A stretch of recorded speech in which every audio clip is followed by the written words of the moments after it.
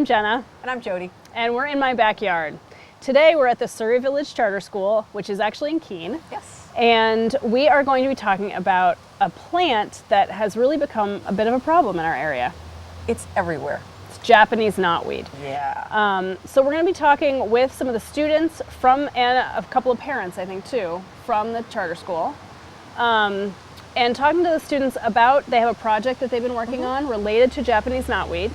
And they're not out quite yet, but they will be pretty soon. Yeah, they will. So what we're going to be talking about, the buzzword for today is resveratrol. So I don't know if you've ever heard of that. I've never heard that word. No, but it's got some really positive qualities to it. And the students have been doing some research on feeding chickens the knotweed. Oh, really? And how it happens to come out to do in with the chickens. eggs. Yeah. Yes. And so how it affects the eggs. So that's what we're going to be talking with the students today, as well as a couple of people from Keene State College that have been compiling the information. So I hear the bell's going to go off in just a couple of moments, and the kids will be out shortly. That sounds great. Great. Okay. So the students have gotten out of school today, and now we're talking about the knotweed project that you folks have been working on. These are students from the Surry Village Charter School, and they've started doing some research on what Japanese knotweed, this very invasive species, can do to help us as humans. There's a lot of really good qualities that it has, even though we think of it as something that grows on the side of the road almost everywhere. So we're going to start off with a few questions being answered by the students. Then we've got Keene State College here, Shannon here is from Keene State College. She'll answer a few questions, and then we have a few other people to join us as well. So we're just going to get started, and we're going to start with Leanne. And the question that we have for you is, how did you get interested in this project? Chickens are the only way to get rid of knotweed, and knotweed has lots of resveratrol. And we wanted to see if we fed the chickens knotweed, if we could get resveratrol into their eggs. Mm-hmm. Yeah, and you know, we all eat eggs, so why wouldn't that be a good thing? So I think that's an excellent project that you guys are working on. And Sage, what were you testing for, and why? We are testing for resveratrol, which is an antioxidant, and antioxidants fight free radicals, which can cause cancer and aging and other diseases. So if we do get the resveratrol in the eggs, then it's a really simple way for people to have a healthier diet. People are going to be buying eggs like crazy. And May, how did you run your experiment? We took a flock of chickens that were being fed knotweed and blue seal oyster shells and compared them to your basic grocery store egg and two kinds of specialty eggs, which were Born Free Farms and BF Farms. Interesting. It really will be interesting to see what some of the results are from using the different kinds of feed. And Nikki, what other activities have you done? Well, we've experimented in cooking. We baked knotweed into pie, we've made it into applesauce, and we also made tea out of the roots. Also, we charted the growth of some knotweed and found that it grows about 18 inches per week. And we cut and weighed a patch of knotweed and calculated the biomass and found that it was about 6 times that of corn. Wow. That's a lot of biomass there. And when you think about it, you think of it a cornfield, there's a lot of space in between all of those corn stalks. So when you have knotweed that's growing, that's going to be really compacted. So Allie, what kind of outside interest do you have in your project? Well, we talked to Mr. Adlow from Born Free Eggs, and he said if our project had positive results, he would do a large-scale study. So yeah, we have a lot of interest in it. Yeah. So this could have major consequences with, the whole population if they really start using eggs that have the resveratrol in it. Because resveratrol comes also from the skin of the grapes. And so what I've found is that it's not quite as prevalent in those kinds of grapes, but in the Japanese knotweed, which is around everywhere, it's much higher, and it seems like it must be a lot better for you. So, Shannon, you've done some research on it this summer at Keene State College, correct? Yep. Okay. And can you tell me a little bit about your part in this project? At Keene State, we were trying to quantify the levels of the fatty acids in the eggs. Surry Charter School came to us with this project, so they would bring us the eggs after they specified what the chickens are eating. So what we would do is we would try to isolate the yolk of the egg, the actual fatty acids in there, and we would run it through a gas chromatograph mass spectrometer, and we would try to just get the level, like the concentration and how much of the fatty acids were in each of the different kinds of eggs. We were looking specifically for the omega-3 fatty acids, which are ALA, EPA, and DHA. Yeah, we found good results from it. We're seeing that the levels of omega-3 fatty acids are increasing in the chickens that are fed knotweed compared to how the chickens were fed before they were fed knotweed. And then in comparison to the commercialized eggs, you can definitely see that there's an increased amount of particularly DHA in the knotweed fed chickens. We're still doing tests on it, so it's going to be great to keep going and see where we go from this. We're going to try to also see if the reason that the chicken eggs are healthier is because of different things like resveratrol, as well as just having the presence of those omega-3 fatty acids. Yeah, yeah. So this could be really great, and so I think you guys are going to continue on with this project. And we'll probably come back on a future show and share some of the results that you guys have seen as well. So how long has this project been going on so far? Is it since last school year? Last spring? Yep, yep. So it's been, 6 months or so, and it'll be interesting to see what your results are. So we're going to talk with some of the other educators and people from the chemistry department at Keene State College, and they're going to tell us a little bit about the results, and we'll come back and talk with you guys at a later date. Okay, so thanks for joining us today. So that was really interesting listening to the students. Here we have people that are 15, 12 years old, whatever, and they're starting to think about research and different things like that. They could become you guys someday. Absolutely. You never know. So these are some faculty and students from Keene State College. They've been helping with the Knotweed project. And Jim, if you could just introduce you and your counterparts, that would be great. Sure. Well, I'm Jim Craley. I'm an analytical chemist at Keene State College, which means I'm involved in the science of measurement, usually using instruments to measure different chemical concentrations, and that's what my main role was on this project. We also did some organic chemistry, and Denise Young is an organic chemist in the department, and she focused on that side of the Knotweed project. And a junior BS chemistry major who also is an education major, Shannon Krause, who worked on the project this summer for an 8-week summer research program.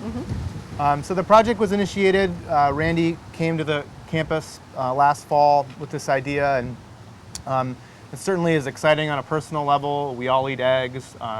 We're concerned about invasive plants. Some of us had heard about resveratrol before. It's getting some recent press due to its presence in wine.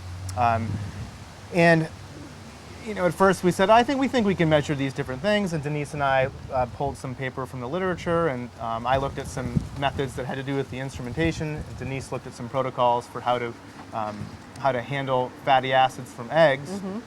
And we had a student work on this project in the spring of 2011 and really laid the foundation for the work that Shannon continued this summer. Excellent. Yeah. What a good collaboration, huh?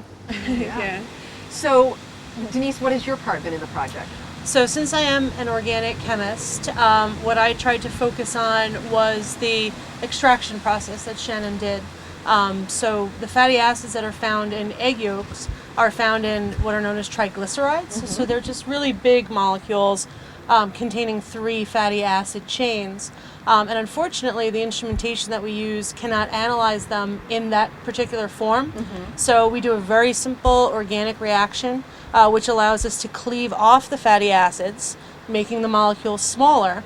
And then we can use the instrument that Shannon mentioned earlier in order to separate and to also analyze and identify the different fatty acids that are found in the eggs. So you could really see a difference between the different types of eggs then? Yes. Yeah. So the instrument separates things based on mass, and we can confirm that by looking at certain patterns. So what Shannon did was kind of repeat the extraction process on the eggs brought to us by the Surry school, ones that we found in the grocery stores, and then we would do the same method and the same type of examination so that we would have a way of comparing one batch to another. And Shannon, how about you?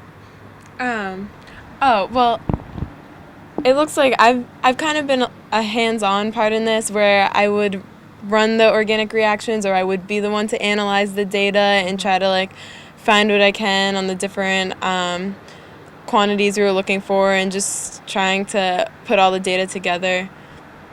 Yeah, it's a big job, isn't it? Yeah, it's been a lot, but it's been fun as well. Like, this has been a really good experience for me working, doing the summer research. Like, I've gotten to learn a lot, and I definitely loved learning about the project. I think it can interest a lot of people. I've presented a poster about it over the summer, and I'm going to again at a conference coming up at Keene State College with other different colleges and other students who are doing projects of their own. So it's been great. Yeah.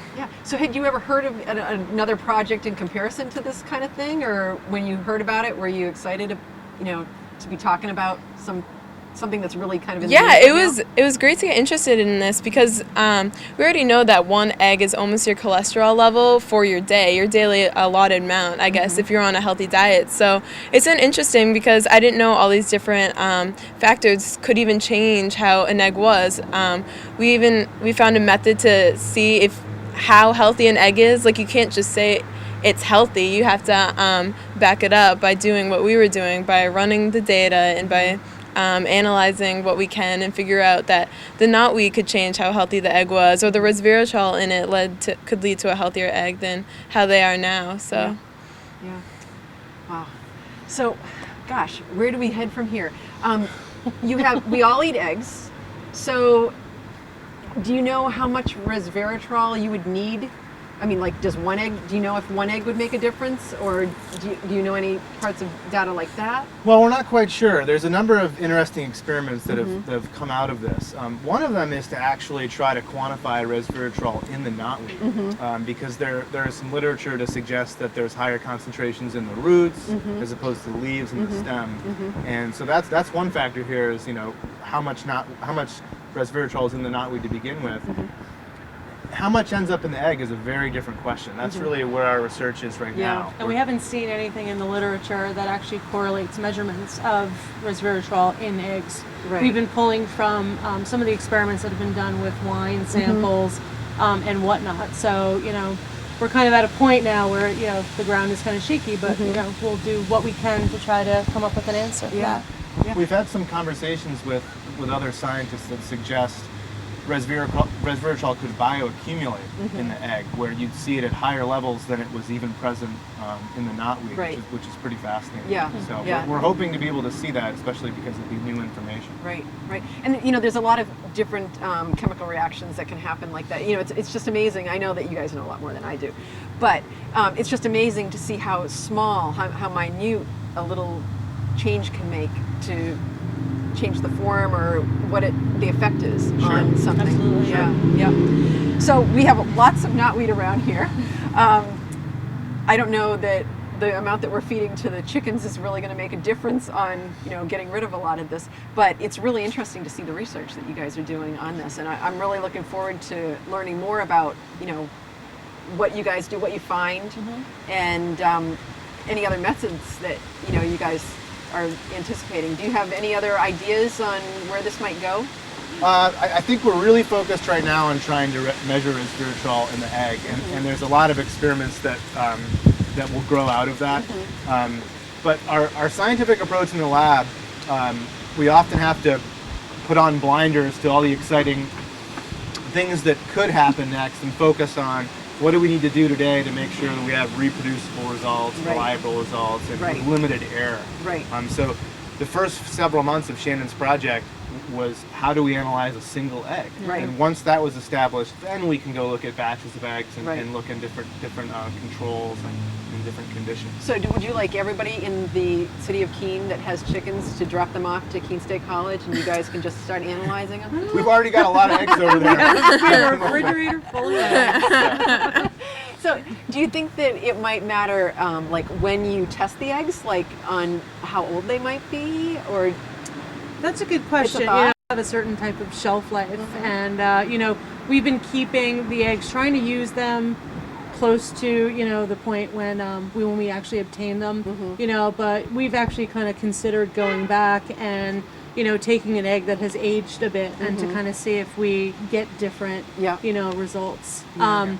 You know, it brings in a couple other things about, you know, the reproducibility. You know, is one egg in one batch identical to an egg in the same batch? So, you know, we're not certain, but, you know, we might be able to kind of see a trend. Yeah, because I wonder with the chickens eating the knotweed and the resveratrol, what it does to them, per se. You know, does it start accumulating in their bodies and then go into the egg? I don't know if, you know, that's and something else. Yeah, that's kind of that unknown ground. Right. You know, a lot of people haven't been able to measure or haven't actually looked at resveratrol in eggs. So if it's going to go into the egg, we're not really certain. Yeah. Yet, so. Yeah.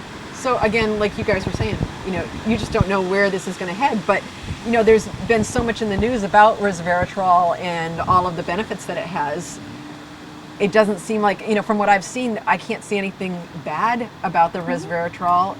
Not in the form that it exists in these plants. Right. What's interesting is the isomer of resveratrol, which is a left-handed version, if you will, of the chemical. That actually has negative health effects, and it can be produced in small amounts with exposure to UV rays. So there is another side of the story, so to speak, that a different version of the same chemical can actually have negative health effects, while the resveratrol we're looking at here has positive health effects. Right, right. So it's kind of for the positive. Yes, absolutely. You know, because really, you know, there's so much, as I said before, there's so much knotweed out there. Wouldn't it be nice to have a good use for it? Because as you're going down the highway, that's all I see lately is knotweed everywhere. And it was brought into the United States as a an ornamental that could help hold dirt in different you know, areas. And so this poor little plant that they thought was going to be such a wonderful thing now has been very invasive, but again, it would be wonderful to have something positive come out of it. So thank you very much for all your research. I really am interested in learning more about it. I have chickens myself. I don't know if I'm ready to start putting knotweed in with them all the time, but I think it's a great idea, and who knows where it's going to go from here. Thanks for having us. Thank you very much. Thank you so much. Okay.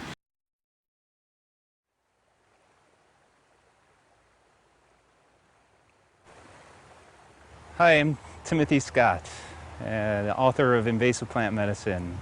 I'm here to talk about my favorite plant here, Japanese knotweed.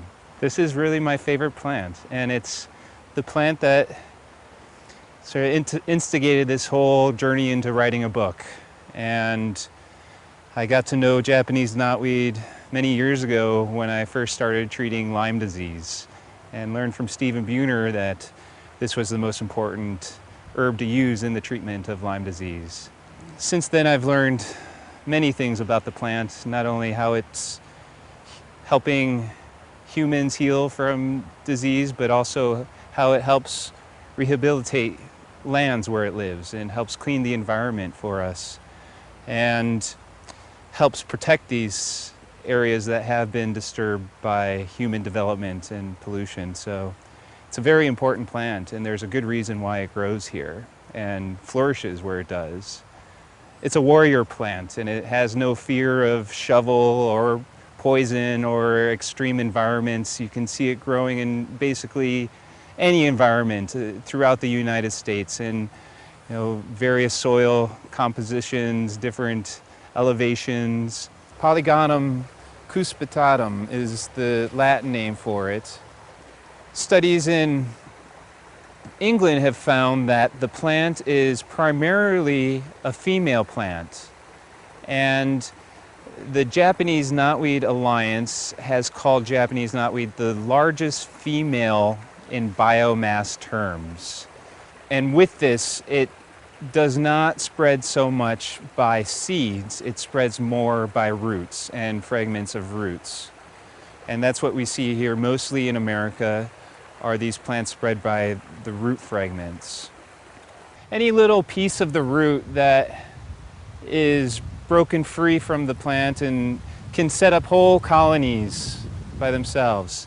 So what most likely happened here is that down the river a ways, just a little bit broke off, and over time they've been able, the roots have spread throughout the land and into this area and have created huge stands of this plant. And if you take a look over here, you can also see that some folks have tried to really try to get rid of this plant, and in fact this is the second cutting they've done this year, and it's still coming back, and really the cuttings don't do much to keep it in check. It just cuts them back, and it still flourishes here. So the root is where we find the medicine. And I learned about 6 years ago from Stephen Buhner, when he was writing the book Healing Lyme, that Japanese knotweed was the most important herb in treating Lyme disease. And since that time, in my herbal practice, it has been the mainstay herb that I've been using, and with really great success with folks. Now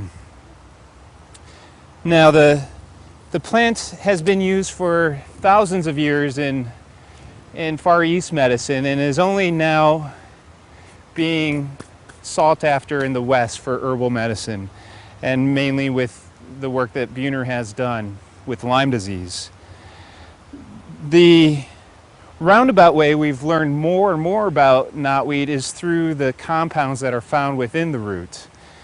The most notable compound in Japanese knotweed root is resveratrol. And resveratrol is an antioxidant that gained notoriety with the French paradox. The study that found resveratrol to be the active component in preventing heart disease and all their degenerative diseases. And that was through looking at the diet of Europeans who ate a rich, fatty diet, and with the all-important red wine. And in that red wine was found resveratrol. And so that was the component that they found that was helping prevent heart disease and all their degenerative diseases. Not only does knotweed have resveratrol, but it has many other compounds in it that address various aspects of the body and healing. The most important piece of knotweed for medicine is the root. And what I have done is harvest the root and cut it into pieces and dry it, and then further powder that and put it into capsules. That has been the easiest way for me to provide that for folks. Some people do make tinctures out of it, though Buhner does not recommend that in the treatment of Lyme disease, so I haven't pursued that much. And you can always use it in its raw form and make teas and decoctions out of it by taking some of the roots, a few ounces at a time, and adding that to a pot of water and boiling it for a good 20-30 minutes to extract these compounds from it. Another great potential with Japanese knotweed is it being a potential source for biomass, for electricity and energy needs. And as you can see here, it grows prolifically and often grows right along roadsides, so it's easy to harvest. It grows inches a day, and the potential of harvesting a few times a year is there. With simple alterations in equipment that's available already, these plants could be harvested and made use of for our energy needs, and that is another potential for communities with this plant.